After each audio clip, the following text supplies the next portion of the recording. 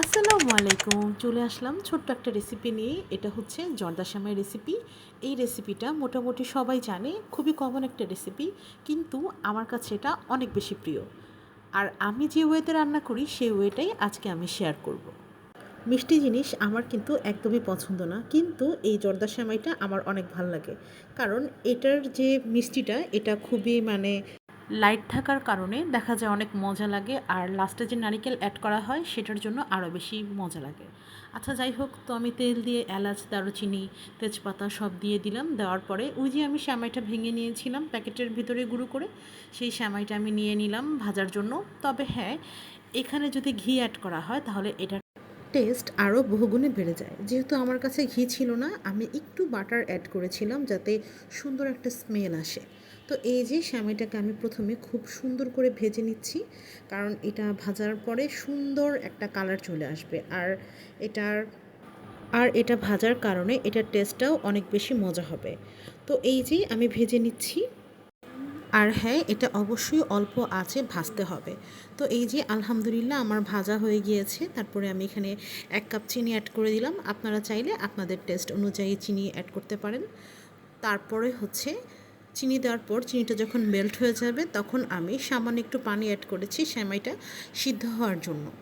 তারপরে সেমাইটা যখন একটু সিদ্ধ হয়ে এসেছে তখন আমি পুরো একটা নারিকেল দিয়ে দিয়েছি। আর এই নারিকেল দেওয়ার কারণে এটার টেস্ট আরও বহুগুণে বেড়ে যাবে।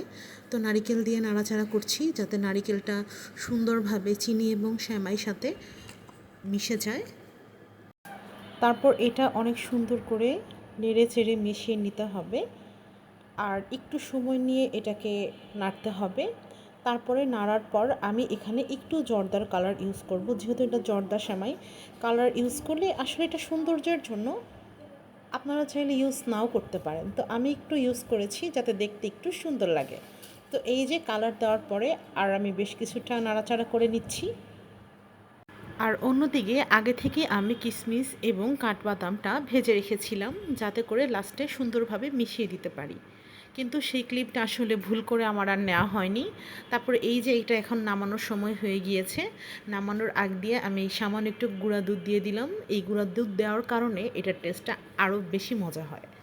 আর এই যে যখন আমি নামিয়েছি তখন বাদাম আর কিশমিশ দিয়ে নিয়েছি, আর প্লেটে সার্ভ করার পর উপর দিয়ে আরেকটু দিয়ে দিয়েছিলাম।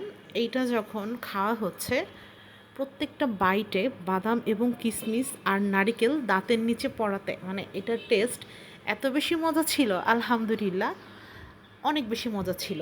আপনারা চাইলে বাসায় এটা ট্রাই করতে পারেন। এভাবে ট্রাই করলে ইনশাল্লাহ নিরাশ হবেন না। তো এই ছিল আমার আজকের রেসিপি। কেমন লাগলো অবশ্যই জানাবেন, আর ভিডিওটি ভালো লাগলে আমার পাশে থাকবেন। আল্লাহ হাফেজ সবাইকে।